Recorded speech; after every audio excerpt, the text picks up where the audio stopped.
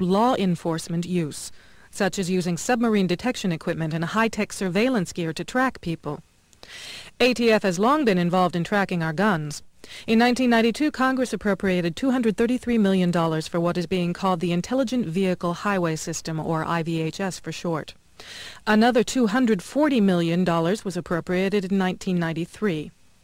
This is the national surveillance system being set up along all the highways all across America to spy on Americans. You may doubt that this federal surveillance system is real, so we're listing the reference numbers so that you can take these numbers down to your local library and look these bills up in your own government's public records. This is the national tracking system being set up all over our country.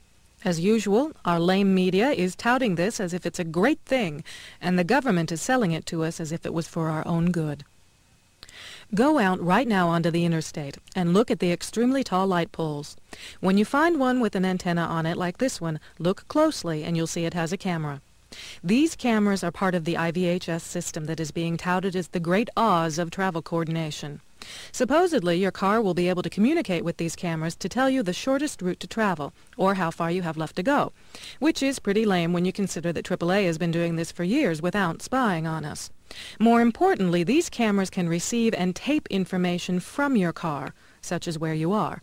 And all these cameras feed their information back to law enforcement agencies. This light pole has two cameras on it, pointing in opposite directions.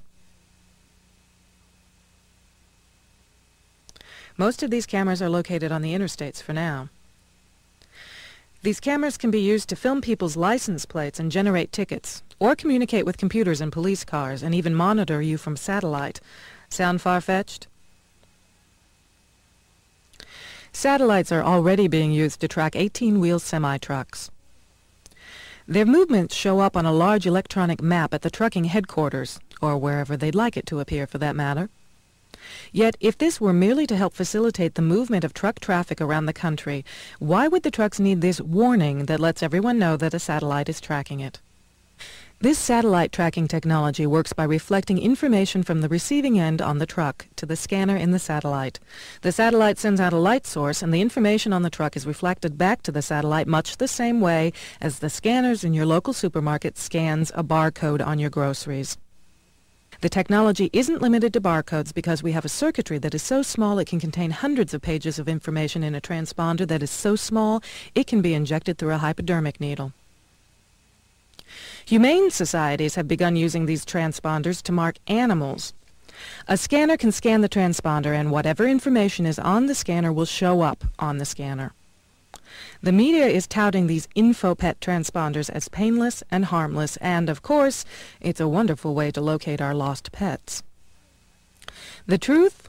On July 29, 1994, a UPI article quoted ASPCA Senior Vice President Stephen Zawistowski as saying, "These chips allow us to find the people. We can prosecute them for cruelty.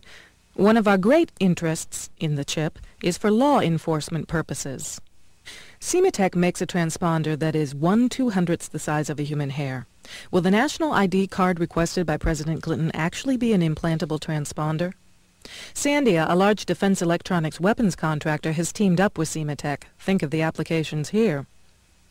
Wonder where all this spying and tracking information may go?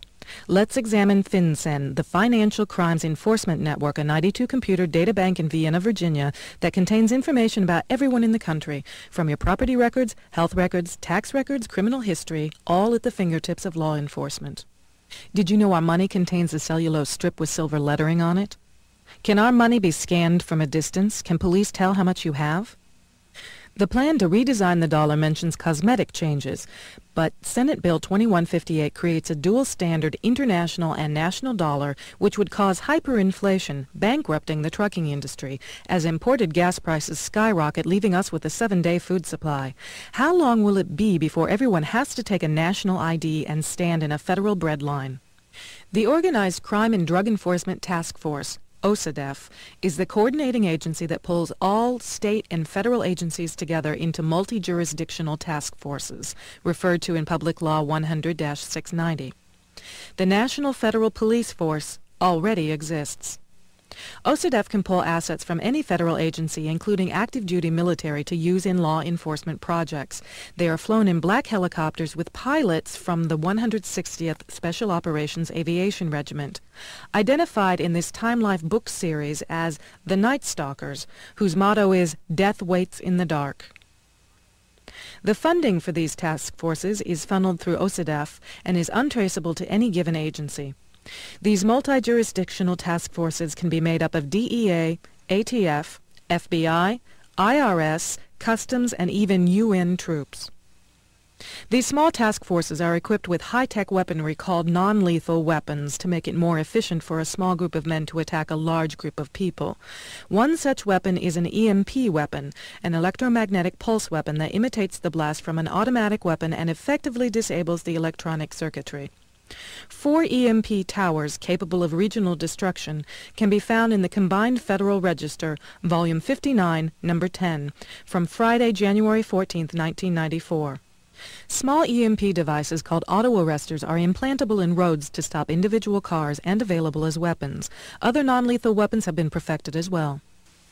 2 Russian psychologists have been brought in from Moscow to demonstrate a technique for analyzing the human mind and then influencing it. The concept is that with an understanding of an individual's mind, key words transmitted in music or white noise will force that person to obey. The FBI examined the system to use against David Koresh at Waco in Texas. Los Alamos Labs in New Mexico is the clear leader in developing non-lethal weapons, such as laser lights that blind, sound waves that make large groups of people sick, microwaves that can burn people from a distance. These weapons are touted as being more humane, but in fact they disable a large group of people at one time, enabling a small group to go in and quickly and quietly kill them. John Alexander is the leader in the development of these weapons for Los Alamos. Several thousand U.S. troops are training in the U.S. this summer and fall, and if we look around us, we can see plenty of the signs and symptoms of a global takeover under the auspices of the United Nations taking place right here in our country. These trucks are Soviet trucks imported from eastern Germany, parked at a private facility in the DeSoto National Forest in Sautier, Mississippi, just outside Gulfport off Highway 59. A sign on the facility says Air Mar.